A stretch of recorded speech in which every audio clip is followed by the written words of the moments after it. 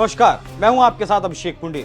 आखिरकार बीजेपी ने जिन सीटों पर सस्पेंस लगातार जारी था, बरकरार था, उन सीटों से अपने उम्मीदवारों का ऐलान कर दिया है। इनमें एक सीट है कैसरगंज की, जहां से मौजूदा सांसद हैं ब्रजभूषण शरण सिंह, और दूसरी सीट है रायबरेली, जिस पर कल आखिरी तारीख है, मतलब 3 मई को आखिरी तारीख है पर्चा दाखिल करने की। और कांग्रेस और बीजेपी दोनों ही पार्टियां अभी तक वेट एंड वॉच वाली स्थिति में थी, देख रही थी कि कौन सी पार्टी पहले उम्मीदवार का ऐलान करती है। तो सबसे पहले अब बीजेपी ने पहल करते हुए रायबरेली से भी अपना उम्मीदवार उतार दिया है। रायबरेली से बीजेपी ने दिनेश प्रताप सिंह को टिकट दिया है, जो पिछली बार भी सोनिया गांधी के सामने चुनावी मैदान में थे।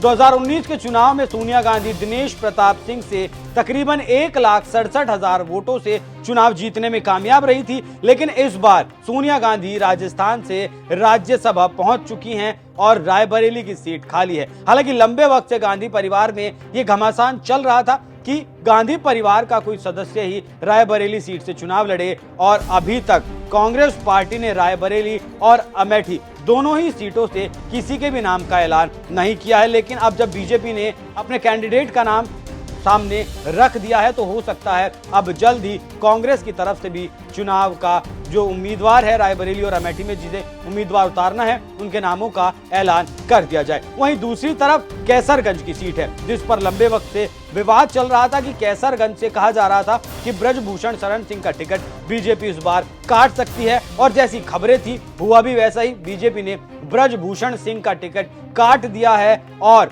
अब ब्रजभूषण की जगह उनके बेटे करण भूषण को कैसरगंज लोकसभा सीट से टिकट देकर चुनावी मैदान में उतार दिया गया। हालांकि इस सीट पर इस परिवार का इतना दबदबा है कि इस परिवार का कोई भी सदस्य कैसरगंज लोकसभा सीट से अगर चुनावी मैदान में उतरेगा तो वो जीत हासिल कर लेगा। तो आपको बता दूं कि सबसे छोटे बेटे ब्रजभूषण के करण भूषण अब चुनावी मैदान में कैसरगंज से हैं। इससे पहले उनका राजनीतिक कोई इतिहास नहीं है, पहली बार वो राजनीति में एंट्री कर रहे हैं। आपको बता दूं करण भूषण डबल ट्रैप शूटिंग के नेशनल खिलाड़ी रह चुके हैं, और डॉक्टर राम मनोहर लोहिया अवध विश्वविद्यालय से BBA उन्होंने किया, LLB की डिग्री हासिल की, और साथ ही ऑस्ट्रेलिया से बिजनेस मैनेजमेंट का डिप्लोमा भी उन्होंने किया है, और फिलहाल मौजूदा वक्त में उत्तर प्रदेश कुश्ती संघ के अध्यक्ष हैं। साथ ही सहकारी ग्राम विकास बैंक नवाबगंज गोंडा के अध्यक्ष भी हैं। ये उनका पहला चुनाव है।